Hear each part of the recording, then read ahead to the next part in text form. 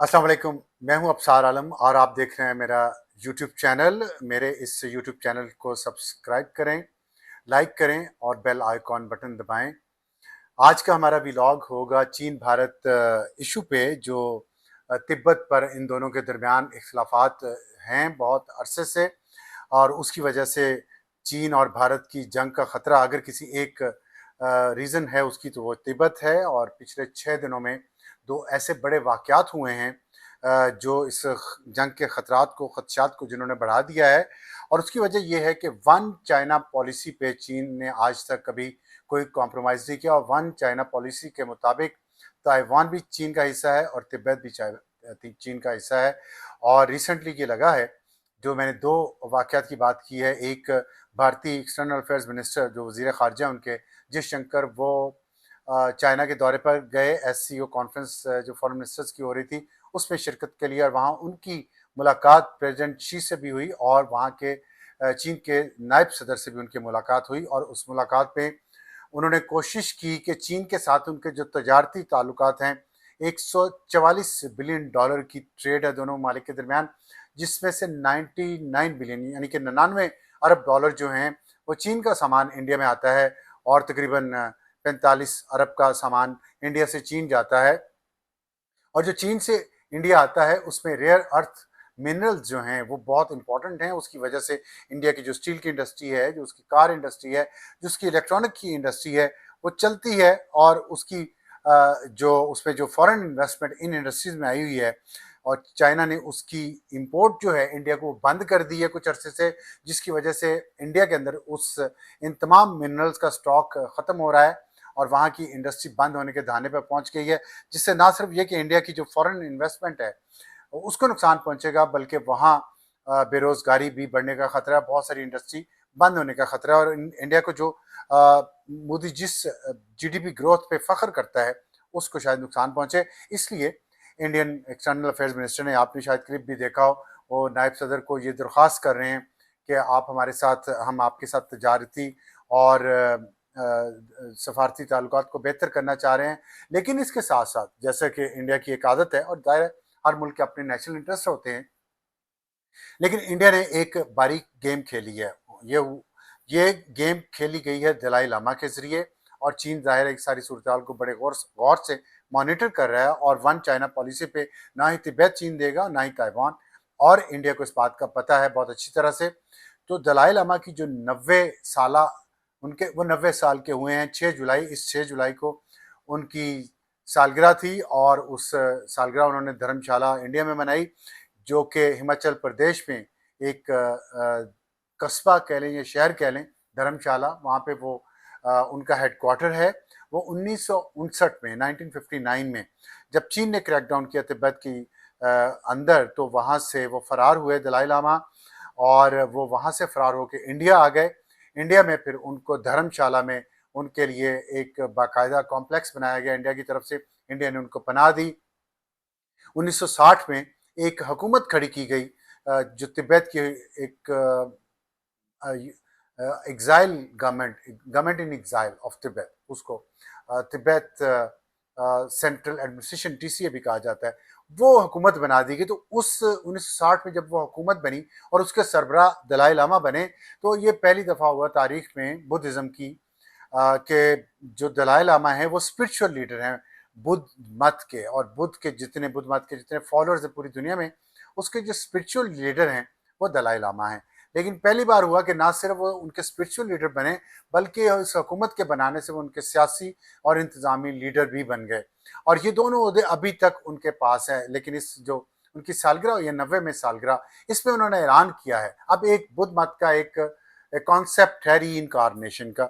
और उसमें जो जो एग्जिस्टिंग दलाई लामा होता है, जो कि अभी मौजूदा है, 14वें दलाई लामा है, 600 साल से 700 साल से ये रवायत चल रही है बुद्धिज्म में दलाई लामा की और री इनकारनेशन की।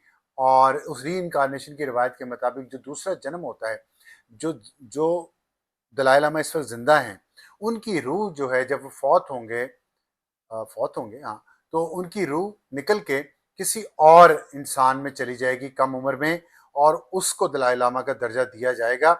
और इस बात का फैसला कि मौजूदा 14वें दलाई लामा की रूह निकल के 15वें दलाई लामा के अंदर जाए, इस बात का फैसला दलाई लामा ने खुद करना। तो इन्होंने ये अनाउंस किया कि मैं खुद करूंगा।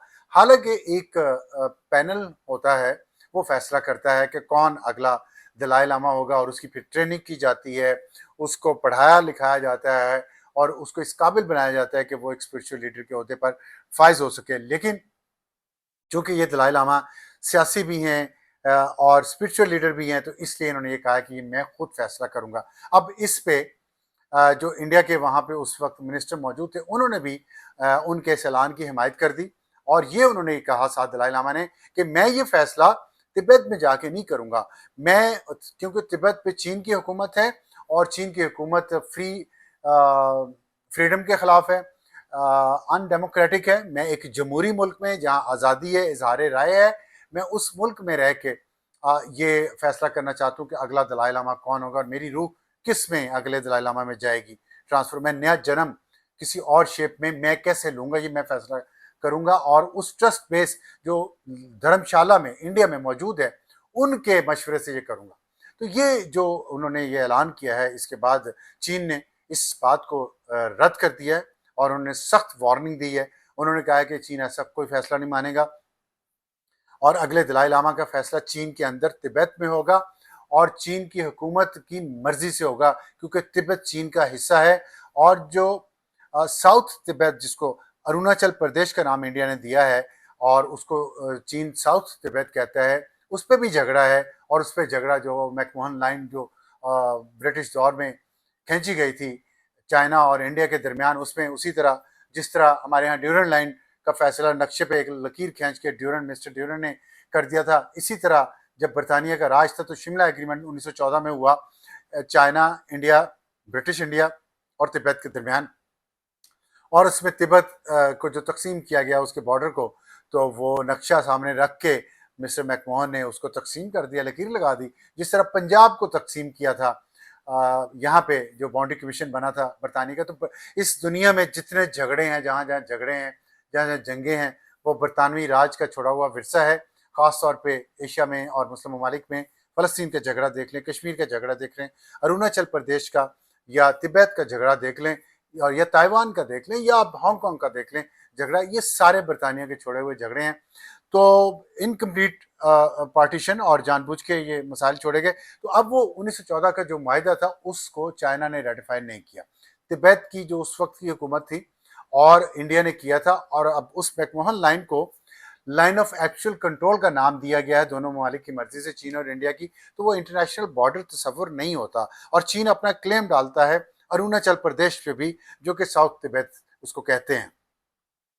अब इसमें चीन ने ये वाज़ेह तौर पे कह दिया है कि दलाई लामा का फैसला चीन करेगा और इंडिया इसमें नहीं करेगा। साथ ये भी चीन के बारे में इंडिया के अंदर एक ये सोच पाई जाती है कि हो सकता है चीन अलग से एक दलाई लामा का ऐलान कर दे, क्योंकि जो मौजूदा दलाई लामा 14वें दलाई लामा हैं, वो तो इंडिया के अंदर इस चीज़ का ऐलान करना चाहते हैं और उनको वेस्ट की सपोर्ट भी है, अमेरिका की सपोर्ट भी है, बरतानिया की है, यूरोपियन यूनियन की है, क्योंकि ये तमाम ममालिक ये समझते हैं कि चीन पर प्रेशर डालने के लिए ताइवान का मसला ज़िंदा रखना चाहिए, तिब्बत का मसला ज़िंदा रखना चाहिए और उसके लिए वो बाकायदा इंडिया को भी हलाशेरी देते हैं। और इंडिया उस हलाशेरी में है। 1960 में हुकूमत है तिब्बत की, गवर्नमेंट इन एग्जाइल, वो इंडिया उसको तहफ़्फ़ुज़ देता है, इंडिया उसको फंड करता है, इंडिया उसको सपोर्ट करता है हर तरीके से, जिसको चीन सख्त नापसंद करता है। और चीन ने ये बात कन्वे कर दी है और इसीलिए अभी जो जयशंकर का दौरा था इंडिया के फॉरेन मिनिस्टर का चीन का, उसमें वाज़ेह तौर पे उन्हें कह दिया गया कि चीन अभी ट्रेड और कॉमर्स में इंडिया को कोई रियायतें नहीं देगा, क्योंकि जब तक दलाई लामा का अगले का फैसला नहीं होता। और एक और दिलचस्प बात यह है कि जो मौजूदा दलाई लामा है, उन्होंने कहा कि मैं 113 साल तक जिंदा रहूंगा। अभी उनकी उम्र 90 साल है। उन्होंने कहा मैं 113 साल तक जिंदा रहूंगा और उस वक्त में जाने से पहले फैसला करूंगा कि मैंने किस नए जिस्म में मैंने वापस आना है। तो ये उनका ज़ाहिर है, उनका अकीदा है और वो इस पे अमल भी करते हैं। लेकिन ये जो इंडिया जो सियासत कर रहा है, इस पे जो एनालिस्ट हैं, डिफेंस एनालिस्ट और जियो स्ट्रेटेजिक एनालिस्ट जो हैं इस रीजन पे जिनकी नज़र है, उनके ख्याल में अगर इंडिया और चीन की जंग हुई सिर्फ एक उसकी रीज़न होगी, बाकी तमाम बातों पे सिर्फ महदूद जंग इंडिया और चाइना के दरमियान हो सकती है। लेकिन अगर फुल फ्लेज वॉर हुई तो वो तिब्बत के मसले पे होगी और चीन उसमें कोई रियायत नहीं इंडिया को देगा। वो सिर्फ इंतजार कर रहा है कि जो 14वां दलाई लामा है उसका दौर पूरा हो और वो ख़त्म हो, तो अगला जो दलाई लामा होगा चीन उसको नामजद करेगा और उसको नामजद करने के बाद चीन डिमांड करेगा, अगर इंडिया ने अलग से इंडिया के अंदर मौजूदा दलाई लामा ने अलग से किसी को दलाई लामा अपॉइंट किया तो चीन डिमांड करेगा कि उस दलाई लामा को इंडिया निकाले अपने मुल्क से और वहां पे जो हुकूमत है उसको खत्म करे, जो तिब्बत सेंट्रल एडमिनिस्ट्रेशन जिसका नाम है TCA, उसको खत्म करे इंडिया और इंडिया पे दबाव बढ़ाया जाएगा।